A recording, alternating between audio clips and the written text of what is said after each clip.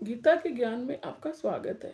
आज हम जानेंगे कि क्रोध क्यों उत्पन्न होता है, इसके क्या कारण है। इसके लिए हम लोग गीता के सेकंड चैप्टर के 62 नंबर श्लोक को लेंगे।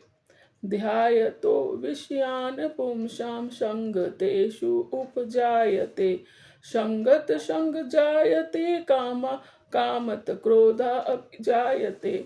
भगवान कह रहे हैं कि इंद्रिय विषयों का ध्यान करने से आसक्ति उत्पन्न होती है और आसक्ति के कारण जो है वह काम उत्पन्न होता है और काम उत्पन्न होने पर क्रोध प्रकट होता है।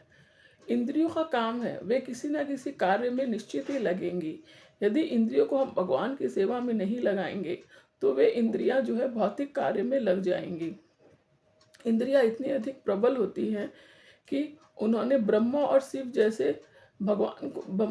जैसों को भी नहीं छोड़ा। शिव जी जो थे वह ध्यान मग्न थे, किंतु पार्वती जी उनके साथ संभोग करना चाहती थी। तो पार्वती जी के उत्तेजित करने पर वे सहमत हो गए और जिसके फलस्वरूप कार्तिकेय का जन्म हुआ।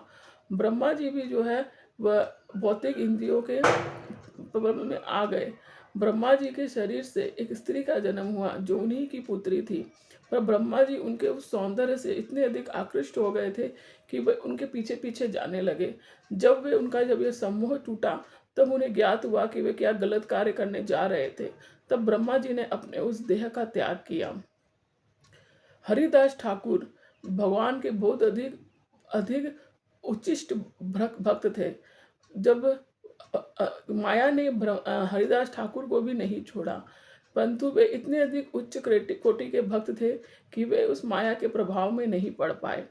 तो यदि हम किसी चीज़ के प्रति आसक्त होते हैं तो इतने अधिक आसक्त हो जाते हैं कि आसक्ति के कारण जो है हमारे अंदर उसको प्राप्त करने की इच्छा उत्पन्न होती है। और जब वो वस्तु हमें नहीं मिलती है तो हमारे अंदर क्रोध उत्पन्न होता है। इसको हम एक एग्जाम्पल से समझते हैं कि समझ लीजिए कि आपने अपने जो भी आपके घर में कुकिंग करते हैं, अपनी मम्मी या अपने घर में जो अपनी वाइफ किसी को भी आपने बहुत अच्छा स्वादिष्ट भोजन बनाने के लिए कहा, किंतु किसी त्रुटिवश वो भोजन बहुत अधिक स्वादिष्ट नहीं हुआ। आप उस भोजन से इतने अधिक आसक्त हो जाएंगे कि जब अच्छा भोजन प्राप्त नहीं होगा तो उसके कारण आपके अंदर क्या होगा, उस भोजन के प्रति आसक्ति उत्पन्न होगी और आसक्ति के कारण काम उत्पन्न होगा। काम का मतलब सिर्फ सिर्फ काम भावना नहीं है। कोई भी वस्तु जो आप प्राप्त करना चाहते हैं वह अगर नहीं मिले तो वो भी एक प्रकार का काम ही है। तो जब वो आपको प्राप्त नहीं होगा तो आपके अंदर क्या होगा, क्रोध उत्पन्न होने लगेगा। तो आ, तो आस इच्छा उत्पन्न क्रोध आया आसक्ति से, आसक्ति आई इच्छा से और इच्छा आई भौतिक चीज का ध्यान करने से। तो यदि और इसी को यदि हम इस तरह से लेते हैं कि आपका कुछ अच्छा भोजन खाने का इच्छा हुआ, लेकिन वो इच्छा हुआ कि आप ठाकुर जी के लिए कुछ अच्छा बनाएं, तो आपने उनको ठाकुर जी को भोग लगाया और भोग लगा के उसको प्राप्त किया। किंतु यदि अगर वो स्वादिष्ट नहीं भी बना तो आपकी भौतिक इंद्रियां बहुत अधिक प्रबल नहीं होंगी। आप उसको प्रसाद समझकर आप उसे ग्रहण कर लेंगे और आपके अंदर बहुत अधिक क्रोध भी फिर उत्पन्न नहीं होगा।